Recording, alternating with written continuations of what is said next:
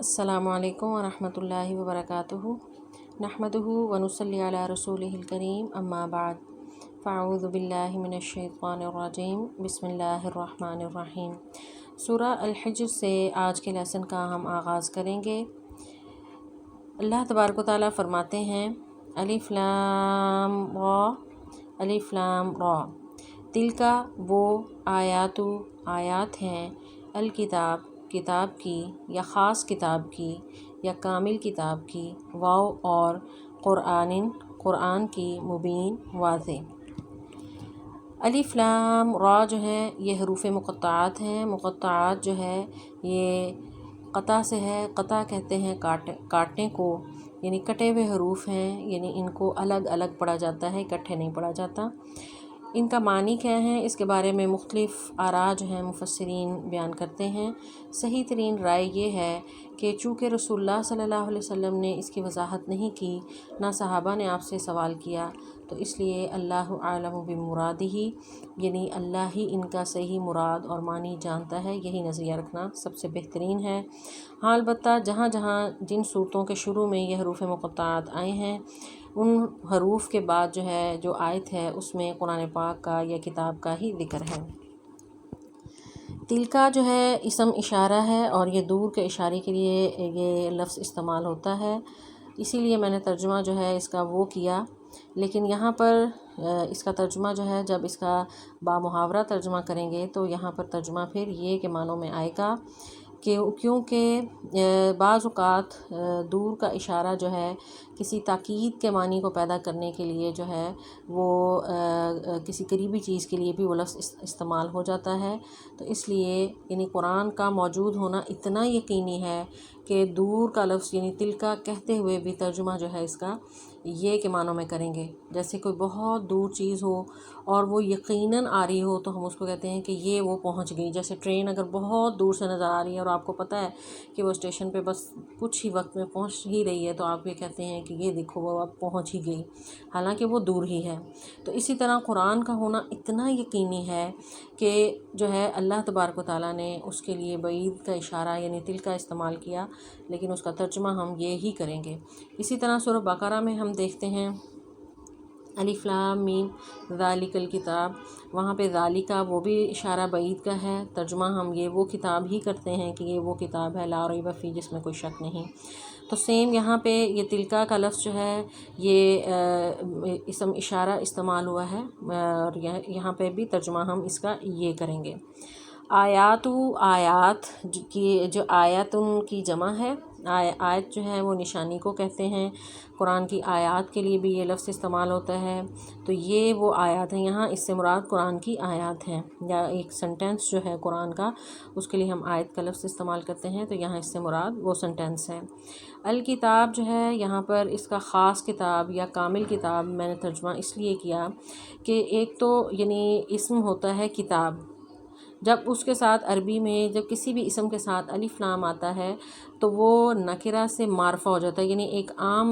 Noun جو ہے وہ پھر پراپر ناؤن بن جاتا ہے، خاص ہو جاتا ہے، تو وہ ایک خاص کتاب ہے، کوئی عام کتاب نہیں ہے، یعنی ایک خاص کتاب ہے، یعنی قرآن پاک کے ناموں میں سے بھی ایک نام ہے الکتاب۔ تو واو اور قرآن کی مبین واضح،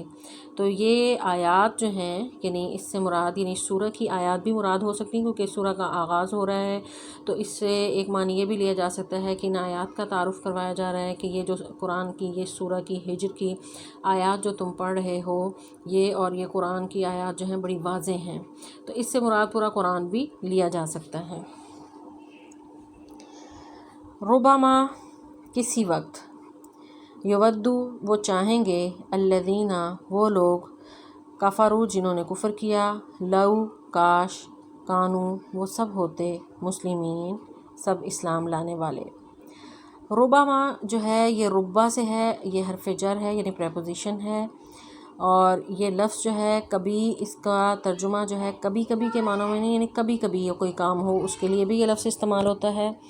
اور بعض اوقات یہ لفظ جو ہے اکثر اوقات کے معنوں میں بھی استعمال ہوتا ہے، یعنی اس کا دونوں طرح سے ترجمہ کر سکتے ہیں کہ کبھی کبھی وہ چاہیں گے یا اکثر وہ چاہیں گے. یا ودو جو ہے ودا یا ودو سے ہے، یعنی ود کا معنی ہوتا ہے یعنی خواہش کرنا، چاہنا، یعنی وہ چاہیں گے وہ لوگ جنہوں نے کفر کیا، وہ کیا چاہیں گے؟ لو، کاش. لو جو ہے یہ لفظ جو ہے حسرت کے لیے ہے، ان کی تمنا کے لیے ہے کہ کاش کہ ہم ہوتے کانو مسلمین، مسلمان. یعنی یہاں پر کافروں کا جو ہے وہ اللہ تعالیٰ ان کی حسرتوں کا ذکر کر رہے ہیں کہ کافر جو ہیں وہ حسرت کریں گے جب مسلمانوں کو خوشحالی میں دیکھیں گے. تو اکثر اوقات یا کبھی کبھی، یعنی اگر دونوں معنی اس کے لیے جائیں تو اکثر اوقات یا کبھی کبھی جو ہے وہ یہ خواہش کریں گے کہ کاش ہم بھی مسلمان ہوتے. اب یہ حسرت اور یہ خواہش، یہ تمنا جو ہے وہ کب کب کریں گے کافر، اس کے بارے میں مختلف جو ہیں وہ مواقع ہیں. دنیا میں بھی وہ حسرت کر سکتے ہیں کہ دنیا میں جب وہ مسلمانوں کو بہت خوشحالی میں دیکھیں گے، ان کی ترقی کو دیکھیں گے، ان کی فتح کو دیکھیں گے، تو اس وقت بھی وہ خواہش کریں گے کہ کاش ہم بھی ان کے ساتھ ہوتے تو آج ہم بھی چین اور سکون جو ہے وہ پا سکتے. یا بعض اوقات جو ہے یعنی کفر کی وجہ سے انسان کے اندر بے چینی اور جو ہے وہ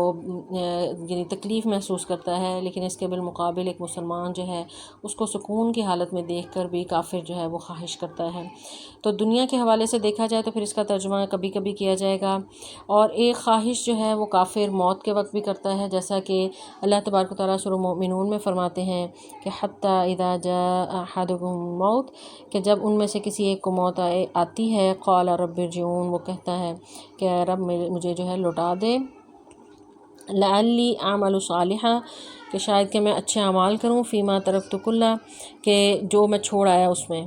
تو انہا کلمۃ ہوا قائلہ، اللہ تعالیٰ فرماتے ہیں ہرگز نہیں، یہ تو ایک بات ہے جسے وہ کہہ رہا ہے کہ اگر انہیں دوبارہ بھی دنیا میں بھیج دیا جائے، یعنی موت ان کو نہ آئے اور انہیں واپس پلٹ دیا جائے، تو پھر یہ وہی اسی زندگی، اسی روش میں ہی رہیں گے جس طرح یہ پہلے رہے ہیں. تو موت کے وقت بھی کافر جو ہے وہ تمنا کرے گا جب وہ اپنا انجام دیکھے گا، ملک الموت کو دیکھے گا، موت کے فرشتے کو، تو اس وقت بھی وہ تمنا کرے گا کہ کاش میں مسلمان ہوتا تو آج میرا انجام جو ہے اتنا برا نہ ہوتا، یا اس طرح جہنم کے فرشتے میری روح نکالنے نہ آتے. ایک جو تمنا ہے وہ کافر وہ کرے گا اس وقت جب قبر میں ہوگا اور منکر نکیر جو ہیں اس سے سوالات کریں گے اور اس کو وہ جواب نہیں آئے گا، اور پھر اس کے بعد جو ہے اس کو جہنم دکھائی جائے گی، اس کے ساتھ ساتھ جنت بھی دکھائی جائے گی. تو اس وقت بھی وہ تمنا کرے گا کہ کاش کہ وہ مسلمان ہوتا تو آج یہ جنت جو ہے میرا ٹھکانہ ہوتا. تو یہی اسی وجہ سے ان کو حسرتوں میں مبتلا کرنے کے لیے کافروں کو اللہ تعالیٰ جو ہے وہ وہاں پر قبر میں بھی جو ہے وہ دیدار کروائیں گے کہ اگر تم اچھے اعمال کرتے تو یہ جنت جو ہے وہ تمہارا ٹھکانہ ہوتی. اس کے علاوہ کافر جو ہیں قیامت کے دن بھی تمنا کریں گے. سورہ نام میں اللہ تعالیٰ فرماتے ہیں کہ وہ کہیں گے کہ وَلَوْ تَرَىٰ إِذْ وُقِفُوا عَلَى النَّارِ فَقَالُوا يَا لَيْتَنَا نُرَدُّ وَلَا نُكَذِّبَ بِآيَاتِ رَبِّنَا وَنَكُونَ مِنَ الْمُؤْمِنِينَ، کہ اس دن وہ کہیں گے کاش تو دیکھے جب وہ آگ پر کھڑے کیے جائیں گے اور کہیں گے کاش ہم واپس بھیجے جائیں اور اپنے رب کی آیات کو نہ جھٹلائیں اور ایمان والوں میں سے ہو جائیں. یعنی قیامت کے دن جس وقت حساب کتاب کے انتظار میں، رزلٹ کے اناؤنس ہونے کے انتظار میں وہ کھڑے ہوں گے، تو اس وقت بھی کافر یہ تمنا کریں گے کہ کاش ہم نے اچھے کام کیے ہوتے تو آج جو ہے ہمیں اچھے رزلٹ کی امید ہوتی. اسی طرح کہ جس طرح ایک نالائق طالب علم جو ہے رزلٹ آنے سے پہلے وہ خوف زدہ ہوتا ہے اور وہ تمنا کرتا ہے یا خواہش کرتا ہے کہ رزلٹ جو ہے وہ اناؤنس نہ ہو، کیونکہ اس کو یقینی ہوتا ہے کہ میری ناکامی جو ہے وہ لازمی ہے. اس کے علاوہ تمنا جو ہے وہ کافر ہر موقع پہ کریں گے. اس کے بعد انہیں جہنم میں داخل کر دیا جائے گا، اس وقت بھی وہ تمنا کریں گے کہ کاش ہم اچھے اعمال کرتے تو آج اہل جنت جو ہے ان کے ساتھ ہم جنت میں چلے جاتے. پھر جب جنت میں چلے جائیں گے تو ایک حدیث ہے، ابو موسیٰ اشعری فرماتے ہیں کہ رسول اللہ صلی اللہ علیہ وسلم نے فرمایا کہ جب اہل نار جو ہیں جہنم میں جمع ہو جائیں گے تو اپنے ارد گرد دیکھیں گے، وہاں دنیا میں جو ان کے ساتھی تھے، ان کے ساتھ رہنے والے، ان کے قبیلہ کے لوگ، ان کے ارد گرد کے رہنے والے لوگ، تو ایک دوسرے کو تو وہ پہچان لیں گے. تو ان میں سے بہت سے ایسے بھی ہوں گے جو دنیا میں مسلمان تھے، تو وہ کافر انہیں کہیں گے کہ کیا تم مسلمان نہیں تھے؟ تو وہ کہیں گے کیوں نہیں، لیکن ہمارے کچھ اعمال ایسے تھے کہ جن کی وجہ سے ہم پکڑے گئے. تو اس پر وہ کہیں گے کہ تمہارے اسلام نے تمہیں پھر کیا فائدہ دیا کہ تم بھی ہمارے ساتھ آگ میں جل رہے ہو. تو اس پر اللہ تعالیٰ جو ہے ان کافروں کے استانے کی وجہ سے ان مسلمانوں کی سن لے گا جو گناہ گار جہنم میں اس وقت جل رہے ہوں گے، تو ان کو حکم دیا جائے گا کہ انہیں جہنم سے نکال دیا جائے، اور وہ سب جو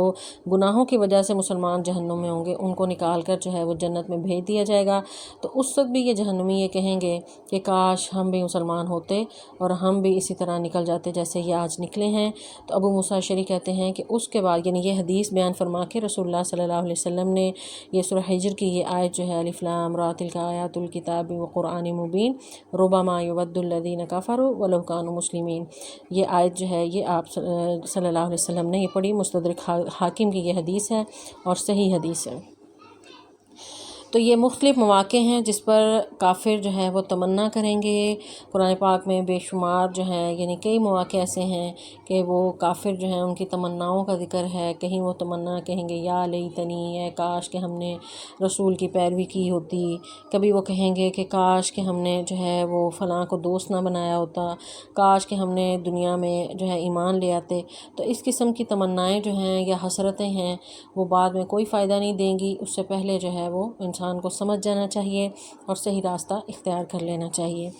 تو یہاں پر اللہ تبارک و تعالیٰ چونکہ یہ صورت جو ہے مکی صورت ہے اور ابتدائی دور کی صورت ہے، ابتدائی 4 سالوں میں سے یعنی یہ صورت نازل ہوئی، تو اس دور کی یہ صورت ہے، اور ظاہر ہے رسول اللہ صلی اللہ علیہ وسلم پریشان ہوتے تھے کہ یہ کافر میری بات کیوں نہیں مانتے۔ تو اس وقت اللہ تعالیٰ جو ہے رسول اللہ صلی اللہ علیہ وسلم کو تسلی دے رہے ہیں کہ آپ اپنا کام کریں، تو یہ جو نہیں مانتے انہیں ایسے کرنے دیں، اور یہ ایک دن آئے گا جب یہ تمنا کریں گے، یہ خواہش کریں گے یہ سب کہ ہم بھی کاش کے مسلمان ہوتے۔ تو پھر آگے آپ صلی اللہ علیہ وسلم کو اللہ تبارک و تعالیٰ نصیحت کر رہے ہیں کہ ذرہم، آپ انہیں چھوڑ دیں، یاکلوا، وہ سب کھائیں، ویتمتعوا، اور سب فائدہ اٹھائیں، ویلہہم العمل، اور وہ غفلت میں ڈالے رکھیں انہیں العمل امید، فسوف، پھر عنقریب، یعلمون، وہ سب جان لیں گے کہ آپ انہیں چھوڑ دیں کہ دنیا میں یہ کھائیں پئیں، یہاں سے فائدہ اٹھائیں اور لمبی لمبی امیدیں پالیں، فسوف یعلمون، پھر عنقریب یہ سب پتہ چل جائے گا، پھر وہ یہ تمنائیں کریں گے۔ یعنی پہلے وہ بات ان کی بتا کے تو اس کے بعد ان کو بتا رہے ہیں کہ جیسے ایک نا امید جب ہو جائے کسی سے انسان کہ اس نے بات ماننی ہی نہیں ہے، تو کفار کا بھی یہی عالم تھا کہ رسول اللہ صلی اللہ علیہ وسلم کی تکذیب، آپ کا استہزاء۔ تو اس کے بعد جو ہے اللہ تبارک و تعالیٰ نے رسول اللہ صلی اللہ علیہ وسلم کو نصیحت کی کہ آپ ان کے غم میں اپنے آپ کو مت بھلائیں، نہ پریشان ہوں، ذرہم، انہیں چھوڑ دیں، یاکلوا، یہ کھائیں، ویتمتعوا، اور فائدہ اٹھائیں۔ یعنی دنیا تمتع جو ہے متاع سے ہے، متاع جو ہے یعنی فائدہ اٹھانے کو کہتے ہیں، یعنی فائدہ اٹھا لیں۔ اور متاع جو ہے اللہ تبارک و تعالیٰ نے قرآن پاک میں اور مقامات پہ بھی یہ لفظ استعمال کیا دنیا کے لیے خاص طور پر کہ انما الحیات الدنیا متاع، کہ دنیا کی زندگی تو محض متاع ہے۔ متاع کہتے ہیں عارضی فائدے کو، تو یہ عارضی فائدہ جو ختم ہونے والا ہو، ناپائیدار ہو، تو تمتعوا، انہیں فائدہ اٹھانے دیں، اور وَيُلْهِهِمُ الْعَمَلِ، یلہہم جو ہے یلہم لہو سے ہے یہ لفظ، لام ہا واو اس کا روٹ ورڈ ہے۔ لہو کہتے ہیں کھیل کو، انما الحیات لہو ولعب، کہ دنیا کی زندگی جو ہے وہ کھیل تماشا نہیں ہے۔ اللہ تعالیٰ نے ایک اور جگہ بھی یہ قرآن پاک میں یہ لفظ استعمال کیا ہے۔ تو لہو جو ہے ہر اس چیز کو کہتے ہیں کہ جو انسان کو اس کے اصل مقصد سے ہٹا کر جو ہے وہ فضول قسم کے مشاغل میں مبتلا کر دے کہ انسان کو ہوش ہی نہ رہے کہ وہ کس مقصد کے لیے دنیا میں آیا تھا، اسے کرنا کیا تھا، اور اللہ تعالیٰ نے اس کو کیوں اس دنیا میں بھیجا۔ تو یہاں پر جو ہے اللہ تعالیٰ فرماتے ہیں کہ وَيُلْهِهِمُ، انہیں چھوڑ دیں، العمل، لمبی امیدوں میں۔ تو عمل جو ہے یعنی الف میم لام سے ہے، عمل کہتے ہیں امید کو، تو یہ امیدیں پالیں، لمبی لمبی امیدیں۔ یہ انسان کی یہ عادت ہے کہ وہ لمبی امیدیں پالتا ہے، اور خاص طور پر ایسا شخص جس کا مقصد ہی صرف دنیا کی زندگی ہو تو وہ لمبی آرزوئیں اور امیدیں پالتا ہے، کہ انسان کا یہی حال ہے کہ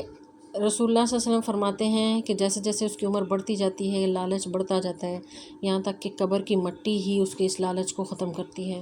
اس کو ابن آدم کو ایک وادی سونے کی مل جائے تو وہ دوسری کی آرزو کرے گا۔ تو یہ لمبی امیدیں جو ہیں انسان کی لامتناہی ہوتی ہیں اور ختم نہیں ہونے والی ہوتی ہیں۔ اسی لیے رسول اللہ صلی اللہ علیہ وسلم کی ایک اور حدیث ہے، عبداللہ ابن عمر سے مروی ہے، وہ فرماتے ہیں کہ رسول اللہ صلی اللہ علیہ وسلم نے فرمایا کہ اس امت کے اولین جو لوگ ہیں ان کی درستگی ان کے زہد اور یقین کی وجہ سے ہے۔ یعنی جو اولین لوگ ہیں، یعنی رسول اللہ صلی اللہ علیہ وسلم کے قریبی زمانہ کے لوگ ہیں، وہ اپنے زہد یعنی تقوی اور یقین کی وجہ سے بالکل صحیح رہے۔ لیکن اس کا امت کا جو آخری حصہ یعنی قیامت کے قریب ترین لوگ ہیں، وہ بخل اور یہ لمبی امیدوں کے ساتھ جو ہے وہ ہلاک ہوگا۔ تو آج ہم دیکھ لیں کہ آج ہمارا حال کیا ہے امت کا، کہ بخل انتہا پر ہے، پیسے کی فراوانی اس کے باوجود خرچ کرنے کو دل نہیں کرتا، اور بینک بیلنس اور زیادہ سے زیادہ کا لالچ اور لمبی امیدیں، اتنی انسان کی زندگی نہیں ہوتی جتنی لمبی لمبی امیدیں وہ پال لیتا ہے۔ تو یہ امیدیں جو ہیں انسان کو ہلاک کر دیتی ہیں، انسان اپنے اصل مقصد سے غافل ہو جاتا ہے۔ تو کفار کے بارے میں اللہ تعالیٰ فرما رہے ہیں کہ انہیں چھوڑ دیں، انہیں لمبی لمبی امیدیں پالنے دیں، تو پھر جب اچانک ان پر موت کا وقت آئے گا فسوف یعلمون، تو پھر یہ خود انہیں پتہ چل جائے گا کہ دنیا کی حقیقت کیا ہے۔ حضرت ابو ہریرہ سے بھی ایک حدیث مروی ہے، وہ فرماتے ہیں کہ رسول اللہ صلی اللہ علیہ وسلم فرمایا کہ اللہ تعالیٰ اس شخص سے نفرت کرتا ہے جو سخت مزاج ہو، زیادہ کھانے والا ہو، بازاروں میں چیخنے والا اور راستوں میں مردہ پڑا رہتا ہو۔ یعنی بازاروں میں، راستوں میں، جہاں جب دل کیا وہاں پہ سونے لگ گیا، یعنی زندگی کے مقصد سے بہت دور ہے، اخلاق اتنا برا ہے کہ چیخ چیخ کر بولتا ہے، اور پھر زیادہ کھانے والا، سخت مزاج، اس کا اخلاق اتنا برا ہے، پھر دن میں گدھے کی طرح کام کرنے والا، یعنی دنیا کے کاموں میں بہت مشغول ہے، اتنا مگن ہے کہ اپنے اصل فرائض سے وہ غافل ہے، معاملات کا جاننے والا، دنیا کے معاملات کو خوب جاننے والا اور آخرت کے معاملات سے بالکل غافل ہو۔ تو ہمیں بھی یہ غور کرنا چاہیے کہ کہیں ہم تو ان خصوصیات کے حامل تو نہیں کہ کہیں اللہ کی نفرت کا شکار ہو جائیں۔ اور رسول اللہ صلی اللہ علیہ وسلم کی ایک اور حدیث ہے، فرماتے ہیں کہ اللہ کی قسم مجھے تمہارے بارے میں فقر و فاقہ کی کوئی ڈر نہیں ہے، یعنی مجھے اس چیز کا ڈر نہیں ہے کہ تم فقیر ہو جاؤ گے، تمہیں کھانے پینے کو کچھ نہیں ملے گا، تمہارے روزگار کا بندوبست کیسے ہوگا، مجھے اس چیز کا ڈر نہیں ہے۔ آپ نے فرمایا کہ مجھے اس بات کا ڈر ہے کہ تم پر دنیا وسیع کر دی جائے گی جس طرح تم سے پہلے لوگوں پر وسیع کر دی گئی، پھر تم بھی دنیا حاصل کرنے کے لیے ایک دوسرے سے آگے بڑھنے کی کوشش شروع کر دو گے جس طرح ان لوگوں نے کوشش کی، اور دنیا تمہیں ایسے غافل کر دے گی جس طرح ان لوگوں کو غافل کر دیا۔ یعنی جو دنیا میں مگن ہو جاتا ہے، دنیا کو حاصل کرنے، صرف دنیا کو، یعنی یاد رکھیں کہ اسلام یہ نہیں کہتا کہ آپ دنیا کو بالکل ہی چھوڑ دیں اور رحمانیت اختیار کر لیں۔ اسلام یہ کہتا ہے کہ آپ دنیا سے اتنا حصہ لیں جتنا آپ کا بنتا ہے، باقی جو اصل مقصد ہے اس کو مت بھلائیں کہ وَلَا تَنْسَ نَصِيبَكَ مِنَ الدُّنْيَا، کہ دنیا سے اپنا حصہ لو، لیکن جو ہے یعنی اتنا نہیں مگن ہو جاؤ کہ بالکل لمبی امیدیں پالنا شروع کر دو اور اپنے اصل مقصد سے بالکل غافل ہو جاؤ۔ تو یہ کفار کا طرز عمل ہے، کفار جو ہیں وہ لمبی امیدیں باندھتے ہیں، تو پھر جب موت کا وقت آتا ہے، پھر حقیقت کھلتی ہے، تو پھر وہی ہوتا ہے جو اس سے پہلی آیت نمبر 2 میں ہے کہ یود الذین کفروا، وہ پھر کہیں گے کہ کاش، تو اس کاش سے پہلے سنبھل جائیں، اس کاش سے پہلے اپنی اصلاح کر لیں، اس کاش سے پہلے اپنی زندگی کو مقصد کو پہچان لیں، تو تاکہ کل کو جو ہے یہ حسرتیں، یہ امیدیں، یہ اس طرح کے الفاظ جو ہیں وہ نہ کہنے پڑیں۔ تو اللہ تبارک و تعالیٰ فرماتے ہیں کہ ان کافروں کو چھوڑ دو کہ وہ کھائیں پئیں اور یہ جو دنیا کا فائدہ اٹھانا ہے وہ فائدہ اٹھا لیں، فسوف یعلمون، ان قریب وہ جان لیں گے کہ وہ کس جو ہے وہ خوش فہمی میں تھے، تو حقیقت کیا ہے زندگی کی اور انہیں کرنا کیا تھا۔ آگے اللہ تعالیٰ فرماتے ہیں وما اہلکنا، اور نہیں ہم نے ہلاک کیا، من قریۃ، کسی بھی بستی کو، الا مگر، واو اور لہا اس کے لیے ہے، کتاب لکھا ہوا، معلوم مقرر کیا ہوا۔ کسی بھی بستی کو ہم نے ہلاک نہیں کیا مگر اس حال میں کہ ان کا وقت مقرر کیا ہوا تھا۔ کتاب معلوم سے مراد جو ہے لوح محفوظ ہے، یعنی وہاں ایسی کتاب اللہ کے پاس ایک موجود ہے جس میں ہر ایک کا جو ہے اس کا جو اس کے ساتھ آئندہ ہونے والا ہے یا جو ہو رہا ہے وہ سب کچھ اللہ تعالیٰ نے ان حالات کو لکھ رکھا ہے لوح محفوظ میں۔ تو یعنی وہ اللہ کی سمجھیں کہ یہ ایک ڈائری ہے، یعنی ہم دنیا میں ہم تو ڈائری لکھتے ہیں اور بھول جاتے ہیں، یا بعض اوقات اپنا ہی لکھا ہوا بھول جاتے ہیں کہ وہ لکھا کہاں ہوا تھا، لیکن اللہ تبارک و تعالیٰ کے پاس ایسی ایک محفوظ جو ہے وہ ڈائری ہے کہ جس میں جو لکھا ہے جس وقت لکھا ہے ایک لمحہ نہ اس سے آگے ہوگا نہ ایک بھی لمحہ اس سے پیچھے ہو سکتا ہے، اور جو جس کا جیسا انجام لکھا ہے وہ ہو کر رہے گا۔ وما اہلکنا نہیں ہم نے ہلاک کیا من قریۃ کسی بھی بستی کو الا ولہا کتاب معلوم مگر اس کے لیے وقت مقرر تھا۔ یعنی یہ کفار مکہ جو پریشان کر رہے ہیں اور آپ سے مطالبہ وہ خود کرتے تھے، یعنی اتنی ان کے اندر دیدہ دلیری تھی کہ وہ رسول اللہ صلی اللہ علیہ وسلم سے کہتے تھے کہ وہ جس عذاب کا روز روز ہمیں ڈراوا دیتے ہو وہ لے آؤ، تو اللہ تعالیٰ کہہ رہے ہیں کہ انہیں انتظار کرنے دو، انہیں کہو کہ جو ہم نے لکھا ہوا ہے وہ پورا ہو کر رہے گا۔ کتاب معلوم یعنی لوح محفوظ میں جو لکھا ہوا ہے وہ جب ہوگا تو پھر انہیں پتہ چل جائے گا۔ آگے اللہ تعالیٰ فرماتے ہیں ماں نہیں تسبق آگے نکل سکتی من امت کوئی بھی امت اجلہا اپنے وقت سے، اپنی اجل کہتے ہیں یعنی اجل کا وقت آ گیا، اردو میں بھی یہ لفظ استعمال کرتے ہیں اجل یعنی موت کا، یعنی مقررہ وقت، یعنی وما یستاخرون اور نہ وہ اس سے پیچھے رہتے ہیں۔ تو کوئی بھی امت جو ہے اپنے موت کے وقت سے ایک بھی لمحہ نہ آگے ہو سکتی ہے نہ پیچھے ہو سکتی ہے۔ جو مقررہ وقت ہے وہ اسی وقت پر ہی انہیں موت آئے گی، نہ مقررہ وقت سے پہلے کوئی ہلاک ہو سکتا ہے نہ اس کے بعد جو ہے ہلاکت پہنچ سکتی ہے۔ جو لوح محفوظ میں وقت لکھا گیا ہے اسی وقت پر جو ہے ان کی اجل پہنچے گی اور انہیں ہلاک کیا جائے گا۔ آگے اللہ تعالیٰ فرماتے ہیں وقالو اور انہوں نے کہا یا ایھا الذی اے وہ شخص نزل نازل کی گئی ہے علیہ اس پر الذکر نصیحت، انکا بے شک تو لمجنون تو دیوانہ ہے۔ یعنی یہ کفار کہہ رہے ہیں رسول اللہ صلی اللہ علیہ وسلم کے بارے میں نعوذ باللہ کہ اے وہ شخص، یعنی گستاخی کا انداز ہے بلانے کا بھی اور بات کرنے کا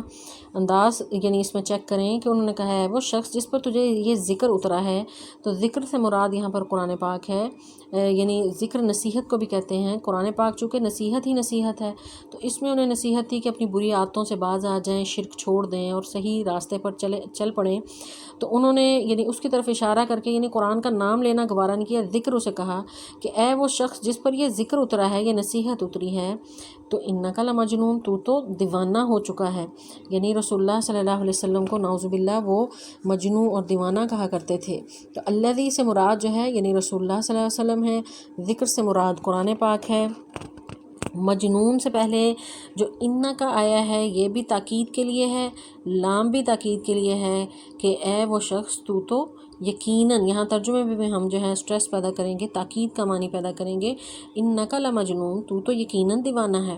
تو سورہ شعراء میں بھی اسی طرح کی ہی جو ہے مفہوم کی آیت موجود ہے کہ موسیٰ علیہ السلام کو بھی فرعون نے یہی کہا تھا کہ ان رسولکم الذی ارسل الیکم لمجنون، کہ رسول جو فرعون نے بنی اسرائیل کو یہ طعنہ دیا تھا کہ یہ جو رسول آیا ہے نا تمہاری طرف یہ مجھے بالکل دیوانہ لگتا ہے۔ تو یہ انبیاء پر جو ہے ہمیشہ یہ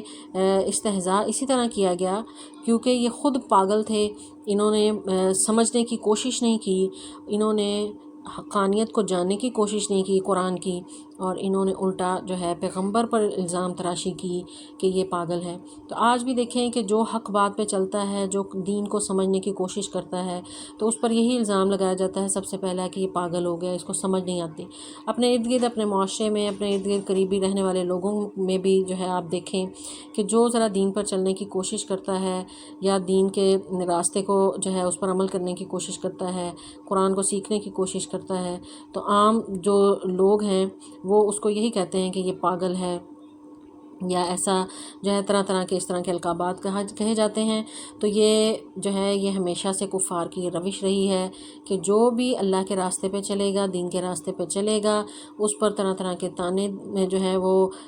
طعنہ بازی کی جائے گی۔ تو رسولوں کے ساتھ بھی یہ ہوتا رہا، تو اس طرح کے جو طعنوں سے گھبرانا نہیں چاہیے۔ تو یہی کفار مکہ نے رسول اللہ صلی اللہ علیہ وسلم سے کہا کہ یہ شخص تو نرا دیوانہ ہے جس پر یہ ذکر جو ہے اترا ہے۔ تو آگے وہ کہتے ہیں لو کیوں ما نہیں تأتینا لے آتے ہمارے پاس بالساتھ الملائکتی فرشتوں کو، ان اگر کنتا آپ ہیں من الصادقین سچوں میں سے، کہ اگر آپ سچے ہیں تو پھر فرشتہ کیوں نہیں لے آتے. یعنی یہ کفار کا مطالبہ تھا. سورہ زخرف میں بھی اللہ تعالیٰ نے اس کا ذکر کیا، سورہ نعام میں، سورہ فرقان میں بھی، کئی اور مقامات پر جو ہے وہ یعنی مطالبہ کرتے رہتے تھے کفار ہمیشہ سے. اور یہ صرف یعنی رسول اللہ صلی اللہ علیہ وسلم سے یہ مطالبہ نہیں تھا، آپ سے پہلے بھی جو انبیاء آئے ان سے بھی جو ہے ان کی قومیں یہی مطالبہ کرتی تھیں کہ کوئی فرشتہ کیوں نہیں اترا، تم انسانوں میں سے نبی کیسے بن گئے. یعنی اس چیز کو وہ سمجھتے نہیں تھے کہ ایک انسان نبی ہو سکتا ہے، اور حقیقت یہ تھی کہ وہ اصل ماننا ہی نہیں چاہتے تھے. تو یہ تو محض بہانے ہیں. سورہ نام میں اللہ تعالیٰ فرماتے ہیں وقالوا لولا نزل علیہ ملک، وہ کہتے ہیں کہ کیوں نہیں جو ہے تجھ پر کوئی فرشتہ اترتا. تو یہاں پر بھی سیم وہی بات وہ کہہ رہے ہیں. تو اللہ تعالیٰ نے پھر آگے اس بات کا کیا جواب دیا، ما ننزل، ہم نہیں اتارتے. نون جو ہے یہ ہم کے معنوں میں آتا ہے. ننزل ہم نزل ینزل سے ہے، اور پہلا نون جو ہے وہ ہم کے معنوں میں ہے. نزل ہم اتارتے ہیں، الملائکۃ فرشتوں کو، الا مگر بالحق حق کے ساتھ، وما اور نہیں کانو وہ سب ہم ہوں گے، اذن اس وقت منظرین مہلت دیے جانے والے. منظرین جو ہے منظر کی جمع ہے. منظر نظر سے ہے، نظر کہتے ہیں نگاہ ڈالنے کو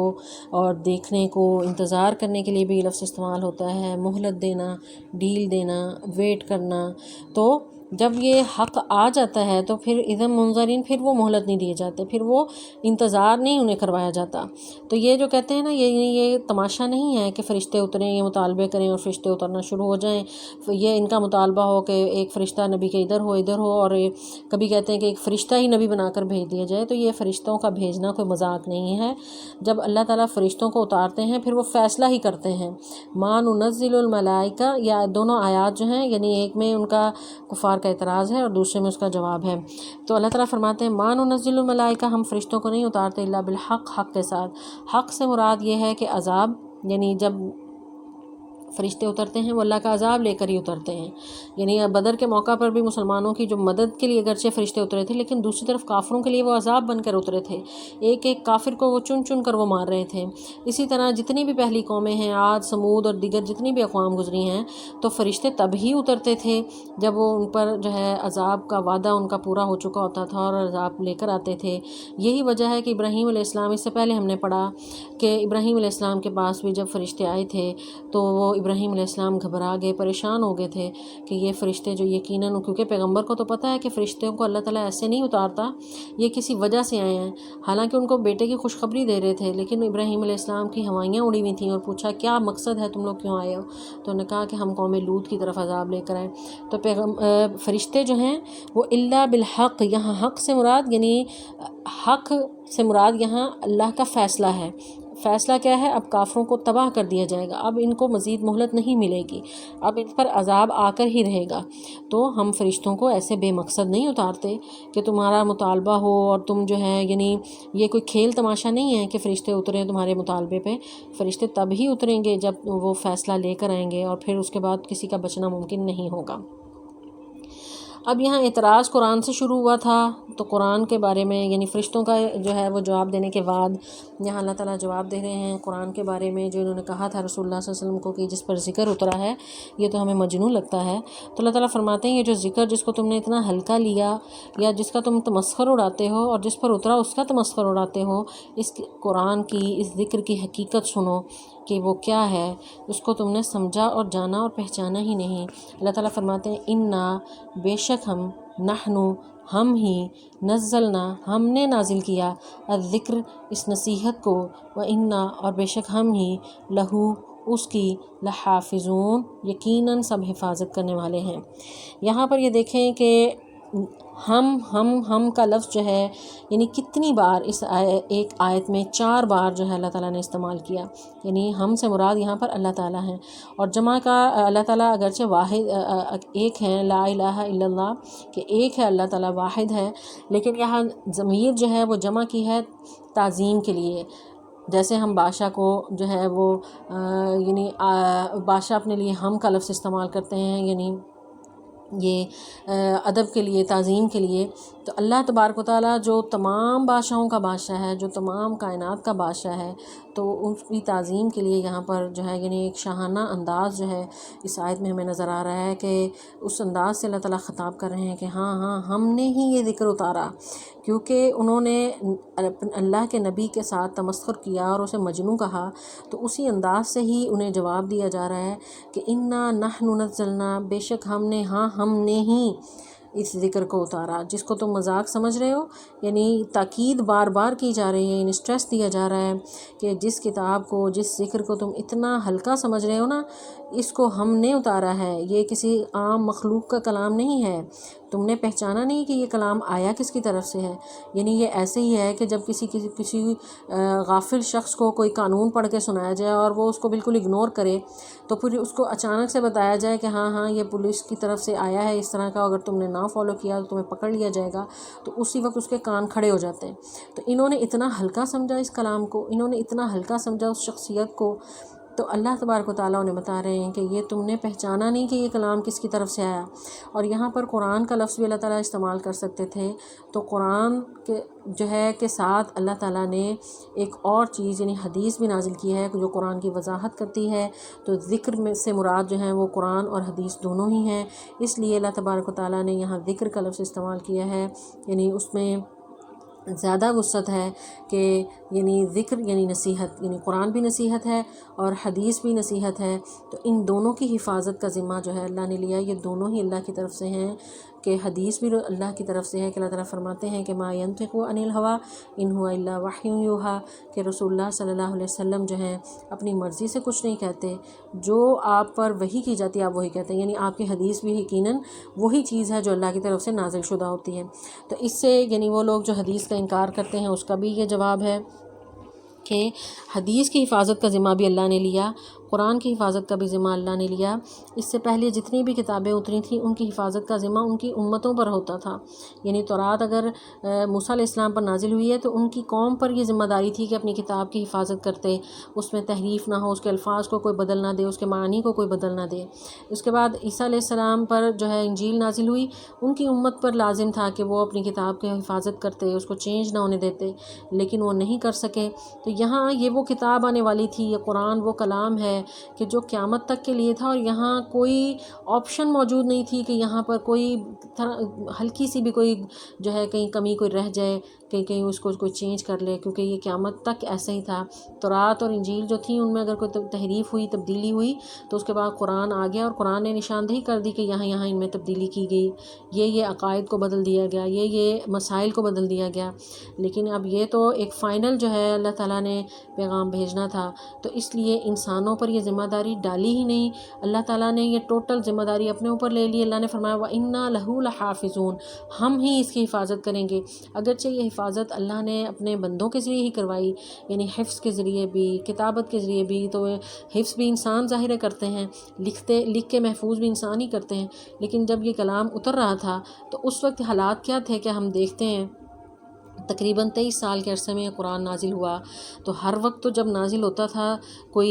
یعنی لکھنے کا میٹیریل تو موجود نہیں ہوتا تھا، کاغذ تو اس وقت ہوتا ہی نہیں تھا، کوئی لکڑیوں پہ لکھتے تھے، ہڈیوں پہ لکھتے تھے، چھال پہ لکھتے تھے، تو ہر وقت میٹیریل موجود نہیں ہوتا تھا، لیکن اللہ تعالیٰ نے چونکہ اس کی حفاظت کا ذمہ لے لیا تھا تو اللہ تعالیٰ نے سینوں میں محفوظ کر دیا، اور ایسی قوم کی طرف سب سے پہلے قرآن نازل کیا کہ جس کا حافظہ دنیا میں ضرب المثل تھا،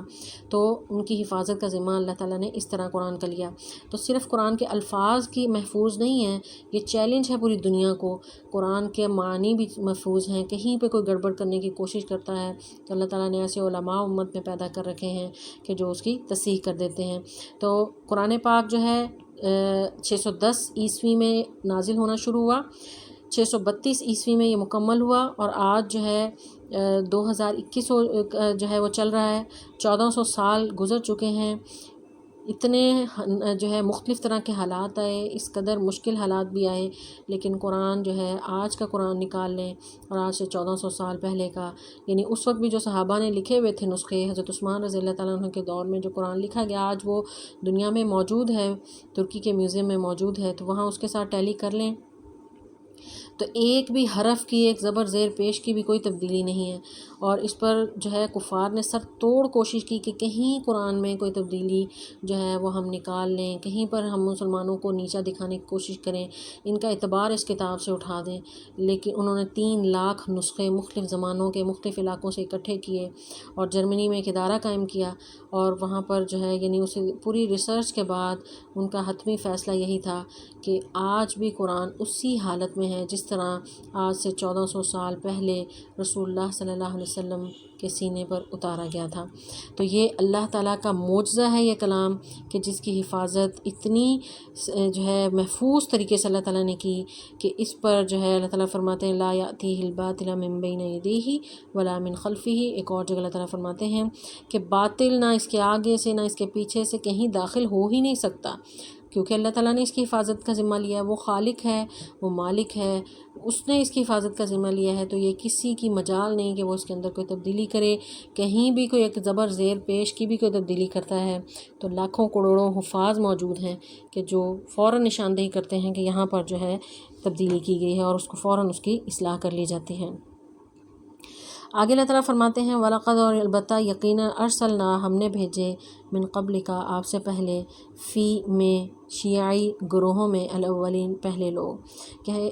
یہاں پر رسول اللہ صلی اللہ علیہ وسلم کو تسلی دی جا رہی ہے کہ آپ سے پہلے بھی رسول ہم نے بھیجے جو مختلف گروہوں مختلف لوگوں کی طرف آپ سے پہلے جو گروہ تھے ان کی طرف آئے۔ تو یہاں پر شیعہ جو ہے شین یا عین جو ہے شیعی، یہ شیعاتن کی جمع ہے، شین یا عین تا، گول تا اینڈ پہ اگر لگا دیں تو شیعاتن جو ہے وہ واحد گروہ کے لیے استعمال ہوتا ہے، شیعی جو ہے زیادہ گروہوں کے لیے استعمال ہوتا ہے۔ شیعہ جو ہے کسی بھی جماعت یا گروہ کو کہا جاتا ہے، ایک ایسی جماعت یا گروہ جو باہم کسی ایک نظریے پر ایک بات پر متفق ہو جائیں۔ تو وَلَقَدْ أَرْسَلْنَا ہم نے بھیجے من قبل کا آپ سے پہلے، یعنی رسول اللہ صلی اللہ علیہ وسلم سے پہلے مختلف گروہوں کی طرف، پہلے جو گروہ گزر چکے ہیں ان کی طرف ہم نے رسول بھیجے۔ وَمَا يَأْتِيهِمْ اور نہیں وہ آتا ان کے پاس میں رسول کوئی بھی رسول الا مگر کانو وہ سب تھے بھی ساتھ اس کے یستہزئون استہزاء کرتے یا مذاق اڑاتے۔ استہزاء جو ہے ایسے مذاق کو کہتے ہیں جو حقیر سمجھتے ہوئے کسی کو کیا جائے اور کسی کی انسلٹ کی جائے۔ تو یہ پہلی قوموں کا بھی یہ وتیرہ رہا۔ رسول اللہ صلی اللہ علیہ وسلم کو انہوں نے مجنوں کہا، دیوانہ کہا، طرح طرح کے القابات کہتے تھے، اور اس سے پہلے حالانکہ آپ صلی اللہ علیہ وسلم کی اس سوسائٹی میں بہت زیادہ عزت تھی، اپنے فیصلے آپ صلی اللہ علیہ وسلم سے کروایا کرتے تھے اور اس پر فخر محسوس کرتے تھے، صادق اور امین کہتے تھے، لیکن جیسے ہی یہ قرآن نازل ہوا ان کی مرضی کا دین نہیں تھا، انہیں اس میں پابندیاں اور تنگیاں محسوس ہوئیں، ساتھ ہی انہوں نے جو ہے وہ پلٹا کھا لیا اور رسول اللہ صلی اللہ علیہ وسلم پر طرح طرح کے الزامات شروع کر دیے۔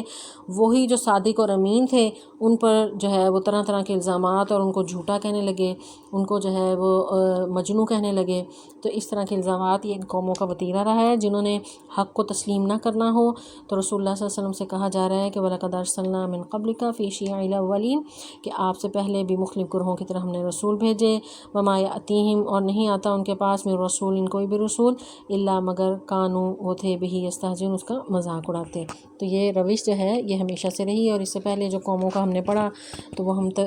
تفصیل سے ہم دیکھا ہے کہ وہاں پہ سورہ ہود میں کہ کس طرح ان انبیاء کا استہزاء کیا گیا۔ تو رسول اللہ صلی اللہ علیہ وسلم کے ساتھ بھی یہ مذاق کیا جاتا تھا۔ آپ صلی اللہ علیہ وسلم کو تسلی دی جا رہی ہے کہ آپ اس پر پریشان نہ ہوں۔ کذالک اسی طرح نسلکہ ہم چلاتے ہیں فی قلوب دلوں میں المجرمین جرم کرنے والوں کو۔ نسلکو جو ہے سین لام کاف اس کا روٹ ورڈ ہے۔ سلکا کہتے ہیں داخل کرنا، کسی چیز کو پرونا، جیسے سوئی میں دھاگا ڈال دیا جاتا ہے یا جیب میں ہاتھ ڈال دیا جائے، یعنی کسی چیز کو اندر ڈال دینا، یا راستے میں ساتھ ساتھ چلنے کے لیے بھی یہ لفظ جو ہے سلکا کا لفظ استعمال ہوتا ہے۔ جیسے یہ مسلک کا لفظ بھی ہم استعمال کرتے ہیں، کوئی بھی کسی طریقے پر چل رہا ہو ہم کہتے ہیں اس کا فلاں مسلک ہے۔ سلوک کی منزلیں یعنی یہ جو ہے یہ بھی لفظ ہم استعمال کرتے ہیں، یعنی کسی چیز کو داخل کر دینا یا چلانا، یعنی گاڑی جیسے ساتھ ساتھ سڑک کے چل رہی ہوتی ہے تو اس کے لیے نسلک کا جو ہے سلکا کا لفظ جو ہے ہم استعمال کرتے ہیں۔ تو یہاں پر اس سے مراد یہ ہے کذالک اسی طرح نسلک ہم داخل کر دیتے ہیں یا ہم چلاتے ہیں، یعنی یہ جو استہزاء نسلک ہو سے مراد یہاں پر استہزاء ہے، یعنی یہ جو استہزاء یہ مذاق اڑانے کی جو عادت ہے نا، ہم مجرموں کے دلوں میں اتنی پختہ کر دیتے ہیں کہ ہر بات کو یہ مذاق سمجھنے لگتے ہیں، دین تو ان کے لیے بالکل ہی عام مذاق بن جاتا ہے۔ تو یہ ہے، یہ کفار کی روش ہے، اور یہ اللہ کی طرف سے ایک سزا ہوتی ہے کہ دین کو بجائے سیریس لیں اور اس کو سمجھنے کی کوشش کریں، اللہ کا ڈر دل میں پیدا کریں، تو یہ کفار لوگ جو ہیں اس کو مذاق سمجھنے لگتے ہیں، اور پھر اللہ بطور سزا اس مذاق کو ان کے دلوں میں ایسے داخل کر دیتا ہے کہ یہ اس کے ساتھ ساتھ پھر چلتے ہیں۔ تو یہ اللہ کی طرف سے سزا ہے، کذالک نسلک ہم اسی طرح چلاتے ہیں اس استہزاء کو فی قلوب المجرمین، مجرموں کے دلوں میں، تو اس طرح اس کو ہم اس میں داخل کر دیتے ہیں۔ لا یؤمنون نہیں وہ ایمان لاتے بھی اس پر، وقد حالانکہ یقیناً خلط گزر چکا سنت و طریقہ الاولین پہلوں کا، کہ وہ لوگ اس پر ایمان نہیں لاتے، یعنی بھی سے مراد یعنی اس قرآن پر، یعنی وہ اور یا انبیاء بھی اس سے مراد ہوتے ہیں کہ وہ اس پر ایمان نہیں لاتے، حالانکہ ان سے پہلے بہت سے جو ہے وہ طریقہ لوگوں کا گزر چکا ہے۔ سنت جو ہے اس سے مراد طریقہ ہے، راستہ، طریقہ، عادت، تو اس سے پہلے لوگوں کی بھی سنت یا عادت یا طریقہ اور وہ جو ہے وہ گزر چکا ہے، انہوں نے بھی ایسے ہی کیا۔ اہل مکہ کو جو ہے وہ ڈرایا جا رہا ہے کہ یہ اسی طرح کر رہے ہیں، تو اس سے پہلے جو ہیں وہ لوگ بھی اسی طرح ہی کرتے رہے، اور ان کی بھی روش یہی ہے۔ وَلَوْ فَتَحْنَا اور اگر ہم کھول دیں علیہم ان پر بابن کوئی دروازہ من السماء آسمان سے، فظلوا تو وہ سب ہو جائیں فیہ اس میں یعرجون سب چڑھتے ہوئے، بابن یعنی ایک دروازہ، کیونکہ کفار مکہ طرح طرح کے جو ہے مطالبات کرتے تھے بے وقوفانہ، کبھی کہتے تھے کہ یہ پہاڑ کو سونے کا بنا دو، کبھی کہتے تھے فرشتہ تمہارے ساتھ اتر جائے، کبھی کہتے تھے یعنی جیسے فرعون نے بھی یہ کہا تھا کہ سیڑھی لگاؤ جو ہے میں چڑھ کے دیکھوں موسیٰ کا رب کیسا ہے اور کدھر ہے۔ تو اس قسم کے استہزاء اور مذاق اڑانے کا انداز جو ہے یہ ابو جہل بھی کہا کرتا تھا رسول اللہ صلی اللہ علیہ وسلم سے۔ تو اللہ تعالیٰ فرماتے ہیں اگر ہم ان کی بات مان لیں ان جاہلوں کی، اور کھول دیں ہم آسمان کا دروازہ ایک، بابن ایک دروازہ، یعنی یہ نہیں کہ پورا آسمان کھول دیں اور پورا عرش انہیں ہر چیز دکھا دی جائے، وہ تو یہاں دنیا میں ہو نہیں سکتا کسی کو دکھایا جائے، وہ تو بعد کی منزلیں ہیں نا، وہاں پر دیکھیں گے۔ تو اللہ تعالیٰ فرماتے ہیں اگر ان کے لیے ہم ایک دروازہ کھول بھی دیں، ظلوا کا لفظ جو ہے غل سے ہے، ذل کہتے ہیں سائے کو، تو سایہ جو ہے وہ دن میں ہوتا ہے، تو دن میں کسی بھی کام کرنے کے لیے یہ لفظ استعمال ہوتا ہے، یعنی دن دہاڑے ان کو چڑھایا جائے، یعنی وہ خود دیکھیں، یہ نہیں کہ رات کا وقت ہے اور دروازہ کھلا اور خاموشی چپکے چپکے انہیں کچھ دکھا لیا جائے، نہیں، ان کو دن دہاڑے جو ہے وہ اگر آسمان کا دروازہ کھول دیا جائے اور سب کچھ انہیں دیدار کروایا جائے وہاں پر، فی یعرجون جو ہے عرجہ سے ہے، عین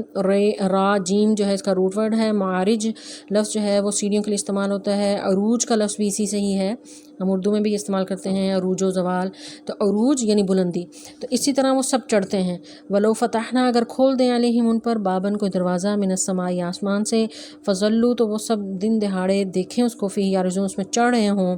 تو پھر وہ کیا کریں گے، لقالو تو تب بھی وہ کہیں گے انما سوائے اس کے نہیں، سکرت بند کر دی گئی یا نشہ ہو گیا ابصارنا ہماری آنکھوں پر، بلکہ نحنو ہم قوم لوگ ہیں مسحورون جادو کیے ہوئے۔ یہاں پر یعنی دو الفاظ جو ہیں ان کی طرح وضاحت کر لیتے ہیں۔ سکرت جو ہے سکرہ سے ہے،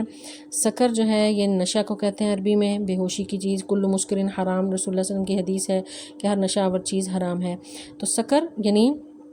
جات سکرت الموت، یہ قرآن پاک میں بھی ایک اور جگہ اللہ نے فرمایا کہ موت کا نشہ، یعنی ایک ایسا نشہ جو آنکھوں کو بھی بند کر دے اور بالکل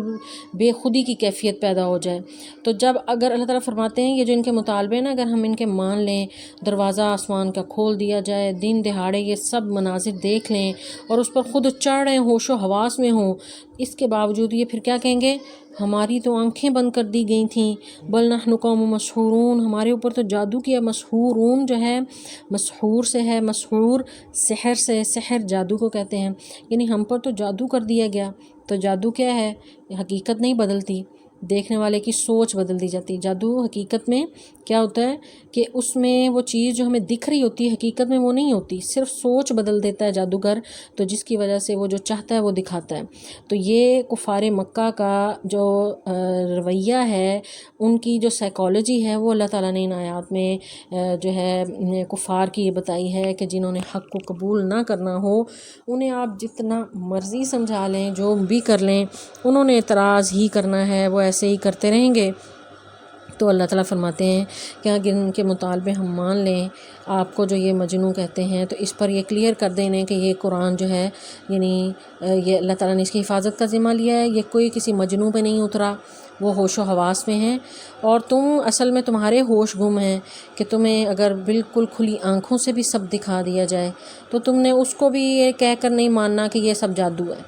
تو یہ جنہوں نے نہیں ماننا ان کو جتنے مرضی دلائل دے دیں، ان کو جتنا مرضی کھول کھول کر بیان کر دیں، جو مرضی انہیں سمجھا دیں، انہوں نے ہمیشہ اعتراضات ہی کرنے ہیں۔ تو یہ مینٹیلٹی ہے، یہ ان کی سائیکالوجی ہے کفار کی